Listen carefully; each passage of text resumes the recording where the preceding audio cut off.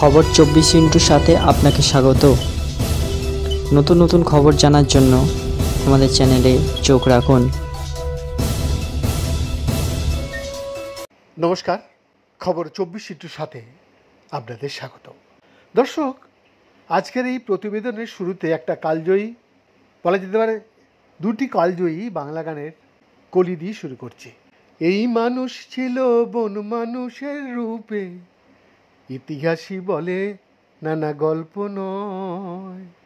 আরেকটি হচ্ছে, মানুষ যদি সে না হয় মানুষ, দানব কখনো কি হয় মানুষ, যদি দানব কখনো বা হয় মানুষ, লজ্জা কি তুমি পাবে না রে বন্ধু।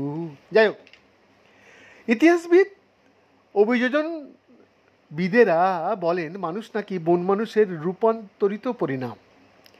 যাই হোক, মান ও হুঁশ নিয়ে জন্মানো বর্তমান হাইটেক মানব সমাজের মধ্যে এত হিংসা, ক্রূরতা, যা বর্তমানে বিশ্বজুড়ে প্রতিভাত। দর্শক, বাংলা ও বাঙালি শত বর্ষেরও আগে থেকে অত্যাচারী বিদেশি শাসক ইংরেজদের বিরুদ্ধে যেভাবে ভয়ানক স্বাধীনতা আন্দোলনের ঝড় তুলেছিল, সেখানে একটি নাম হয়তো অনেক বর্তমান প্রজন্মের বাঙালিদের কাছে বিস্তৃতির অতল গহ্বরে। আসুন আজ সবাই ওনাকে সশস্ত্র চিত্রে স্মরণ করি। হ্যাঁ দর্শক, হাওড়া জেলার বর্তমানে একটি বিখ্যাত ধর্মস্থান ফুরফুরা শরীফ। এখানে মুসলিম ধর্মপ্রাণরা যেমন শ্রদ্ধা জানাতে আসেন অজস্র হিন্দু ধর্মেরও মানুষজন।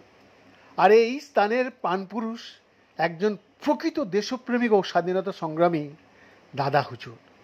ওনার জীবনের কাহিনী সত্যি এক শিক্ষণীয় অধ্যায়, যেটি বর্তমান বাঙালি সমাজের প্রত্যেককে ওনার পথ চলার বাণী মেনে চলা উচিত বলেই মনে হয়।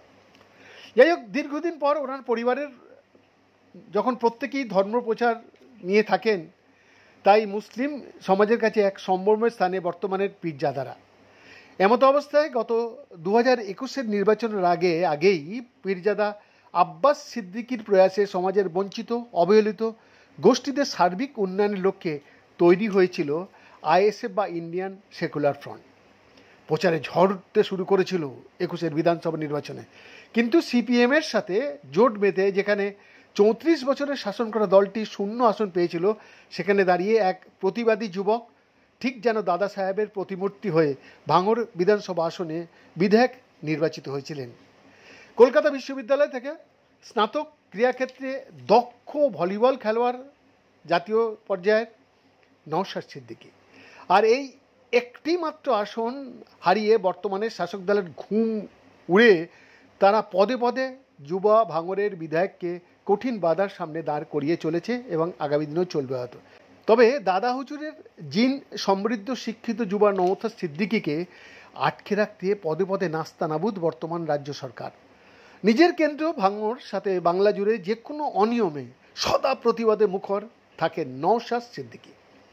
শিওরে 26 বিধানসভা নির্বাচন, তাই আইএসএফ বা ইন্ডিয়ান সেকুলার ফ্রন্টকে নওশাদ সিদ্দিকীকে সামনে রেখে আজ নয় কাল নয়, এই মুহূর্ত থেকে বাংলা জুড়ে জাতপাত ধর্ম বর্ণ না দেখে তাদের পাশে দাঁড়ানোর অঙ্গীকার করতে হবে। কারণ 26 নির্বাচনে ক্ষমতাসীন তৃণমূল কংগ্রেস ও বিরোধী বিজেপি যে অল আউট ঝাঁপাবে, তার নজির কিন্তু শুরু হয়ে গিয়েছে বাংলা জুড়ে। তাই ধর্মের সাথে রাজনীতি জুড়ে এবার যে কোনো দলই সুবিধে করতে পারবে না, সেই সুযোগের সদ্ব্যবহার করা উচিত যুবা একমাত্র আইএসএফের বিধায়ক দাদা হুজুরের যোগ্য বংশধর নওশাদ সিদ্দিকী সাহেবের।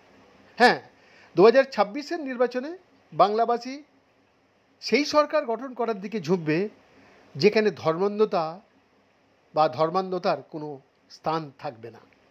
ব্যুরো রিপোর্ট, খবর 24।